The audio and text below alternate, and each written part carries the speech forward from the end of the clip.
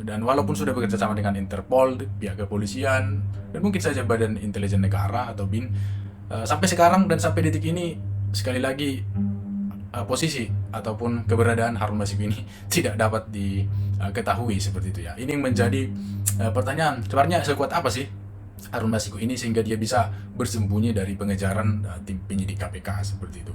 Harun Masiku ini ditetapkan sebagai tersangka kasus suap terhadap komisioner KPU yaitu Wahyu Setiawan tepatnya pada Januari 2020. Uang atau sejumlah dana yang diberikan oleh Harun Masiku terhadap ex komisioner KPU Wahyu Setiawan itu dari Hasto seperti itu, dan Hasto menentang ataupun menolak dari keterangan tersebut. Artinya dia menyatakan dia tidak tahu menau tentang dana ataupun aliran suap yang diberikan oleh Harun Masiku terhadap ex komisioner KPU yaitu Wahyu Setiawan, teman-teman.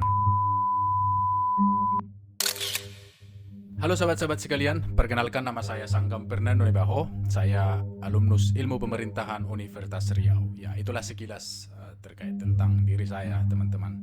Ya, pada kesempatan ini kita akan membahas tentang kasus politik, di mana sebenarnya kasus ini sudah lama, kan tapi menghangat kembali karena ada pemanggilan dari Sekjen PDI Perjuangan, dalam hal ini Hasto Kristianto, yang dipanggil oleh Komisi Pemberantasan Korupsi KPK pada 10 Juni 2024 yang lalu. Nah, teman-teman sekalian,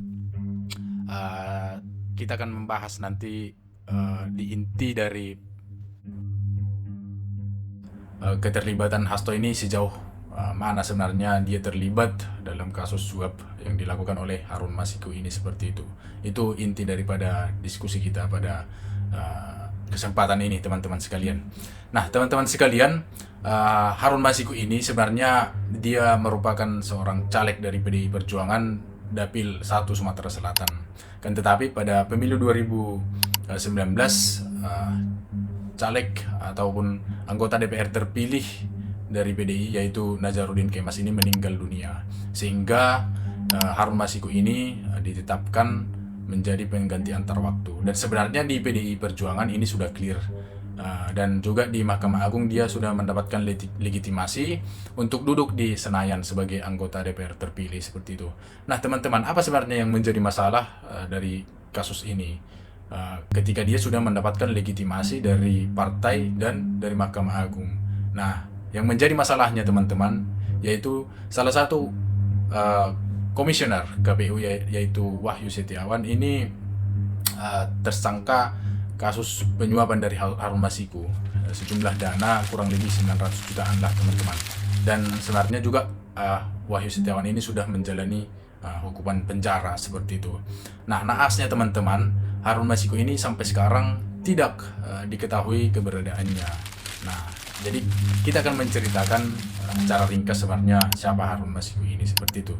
Harun Masiku ini ditetapkan sebagai tersangka kasus suap terhadap komisioner KPU yaitu Wahyu Setiawan tepatnya pada Januari 2020. Dan tim penyidik KPK terakhir kali sebenarnya mendeteksi keberadaan Harun Masiku ini di Jakarta seperti itu ya. Dan sayangnya tim penyidik KPK gagal untuk meringkus dan menangkap buron dari Harun Masiku ini, sehingga pada 30 Juli 2021 yang lalu KPK bekerja sama dengan Interpol, dan Interpol menetapkan Harun Masiku ini sebagai red notice. Artinya KPK sudah bekerja dengan baik, bekerja sama dengan Interpol untuk mendeteksi di mana sebenarnya keberadaan dari Harun Masiku ini. Dan teman-teman sekalian, dan walaupun sudah bekerja sama dengan Interpol, pihak kepolisian, dan mungkin saja Badan Intelijen Negara atau BIN, sampai sekarang dan sampai detik ini sekali lagi posisi ataupun keberadaan Harun Masiku ini tidak dapat diketahui seperti itu ya. Ini yang menjadi pertanyaan, sebenarnya sekuat apa sih Harun Masiku ini sehingga dia bisa bersembunyi dari pengejaran tim penyidik KPK seperti itu. Nah, kita hubungkan teman-teman dengan apa yang sudah saya sampaikan di awal tadi terkait dengan keterlibatan Hasto Kristianto ini, teman-teman. Nah, adapun keterlibatan Hasto ini, teman-teman, dia sebagai sekjen, teman-teman, dari PDI Perjuangan, dan dia sebagai yang mengurus administrasi di PDI Perjuangan mengatur bagaimana supaya Harun Masiku ini bisa menjadi anggota DPR RI terpilih seperti itu. Dan sebenarnya juga itu tidak menyalahi aturan. Dan sebenarnya indikasi keterlibatan dari Hasto ini teman-teman, adanya salah satu staf dia yang bernama Saiful Bahri yang memberikan keterangan bahwasanya uang atau sejumlah dana yang diberikan oleh Harun Masiku terhadap ex komisioner KPU Wahyu Setiawan itu dari Hasto seperti itu. Dan Hasto menentang ataupun menolak dari keterangan tersebut. Artinya dia menyatakan dia tidak tahu menau tentang dana ataupun aliran suap yang diberikan oleh Harun Masiku terhadap ex komisaris KPU yaitu Wahyu Setiawan, teman-teman. Pada pemeriksaan 10 Juni 2024 kemarin, ada seorang pegawai KPK atau mungkin itu penyidik KPK yang turun ke ruang tunggu untuk menjemput dari staf si Hasto ini. Dan isi dari pesan yang disampaikan oleh orang tersebut, Hasto Kristianto memanggil atau memerintahkan stafnya untuk datang ke ruang penyidikan seperti itu, dan dengan catatan membawa semua barang-barang milik Hasto. Akan tetapi dari pengakuan staf Hasto, dia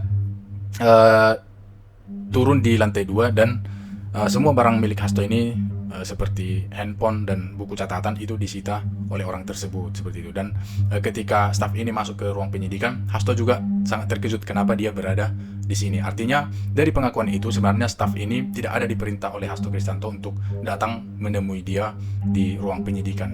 Nah, teman-teman sekalian, dalam pemeriksaan yang digelar di Gedung Merah Putih KPK kemarin, Hasto ini menjalani pemeriksaan selama 4 jam. Dan dalam keterangan yang diberikan oleh Hasto Kristianto, sebenarnya dia hanya diperiksa kurang lebih selama 1,5 jam. Dan setelah itu penyidik KPK meninggalkan dia sendiri di ruang penyidikan dengan AC yang dingin seperti itu. Sehingga Hasto Kristianto ini merasa kedinginan, teman-teman.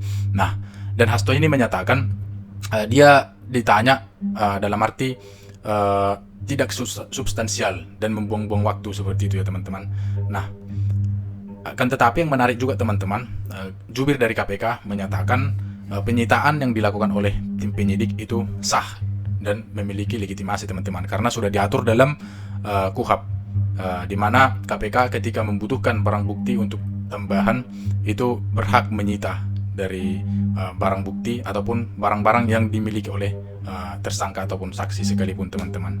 Nah, teman-teman sekalian, saat tengah menjalani pemeriksaan, penyidik KPK ini langsung menyita dari barang yang dimiliki oleh Hasto Kristianto ini. Inilah yang menyebabkan ada protes dari Hasto Kristianto dan tim pengacara dan dari kader-kader PDI Perjuangan, teman-teman. Nah, teman-teman sekalian, sebagai kesimpulan, saya pribadi tidak berani untuk menjudge ataupun menghakimi apakah sebenarnya Hasto Kristianto ini terlibat dalam kasus penyuapan Harun Masiku, teman-teman. Yang di awal kita bahas tadi, sumber dana, aliran dana ini berasal dari dia. Saya pribadi tidak berani, teman-teman. Biarlah KPK dalam hal ini yang menyelesaikan kasus dari Harun Masiku ini. Kita berikan kepercayaan kepada Komisi Pemberantasan Korupsi untuk menegakkan hukum seadil-adilnya, teman-teman. Jangan sampai ada intervensi dari luar, apalagi itu dari pihak kekuasaan kepada KPK untuk bertindak tidak adil seperti itu, teman-teman. Nah, teman-teman sekalian, sebagai kesimpulan yang kedua, sebenarnya Hasto ini berada dalam posisi yang dilematis, teman-teman, karena posisi dia sebagai Sekjen PDI Perjuangan, di mana ada opini bias dan liar di luar sana terhadap posisinya. Dan ada juga yang mengatakan sebaiknya dia mundur dari posisi Sekjen PDI Perjuangan untuk fokus menjalani pemeriksaan di KPK seperti itu, teman-teman. Artinya ini kan menjadi kerugian tersendiri yang dialami oleh PDI Perjuangan, teman-teman. Nah, teman-teman, berikutnya juga jangan sampai KPK ini dalam arti membuat drama-drama, teman-teman. Ketika salah satu wakil ketua KPK Alex Marwata menyatakan bahwa keberadaan Harun Masiku ini sebenarnya sudah dideteksi dan diketahui, dan KPK berjanji dalam waktu 1 minggu ke depan akan menangkap Harun Masiku ini. Jadi sepertinya ini menjadi bias lagi informasinya, teman-teman. Artinya sebagai institusi penegak hukum seharusnya rahasia seperti ini tidak perlu diumbar atau diberikan kepada publik sebagai informasi seperti itu. Biarlah ini menjadi informasi rahasia yang dimiliki oleh KPK. Kita sebagai masyarakat, kita butuh aksi nyata seperti itu.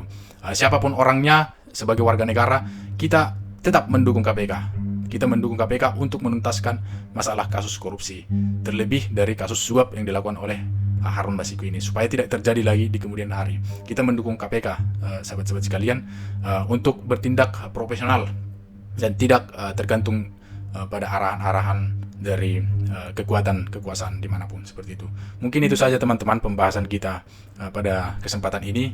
Sekali lagi kita tunggu kejutan-kejutan selanjutnya yang dilakukan oleh KPK. Kita percaya KPK akan menuntaskan ini, kasus ini penuh dengan keyakinan atau sesuai dengan aturan hukum yang ada, tidak berdasarkan drama-drama yang dibangun untuk meningkatkan citra dari KPK tersebut. Sekian dan terima kasih.